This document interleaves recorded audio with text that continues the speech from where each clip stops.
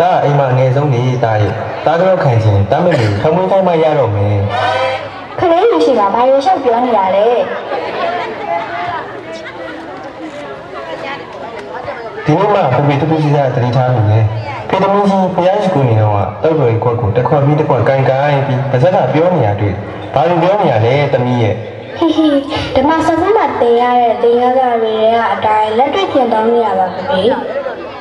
တင်ဆန်းပါလားကွာဖေဖေကတော်တော်သိချင်နေမိပြီခင်လေးနဲ့တားလို့ရောတားလို့လည်းသိချင်လို့ဒီဖေခင်လေးရောပဲ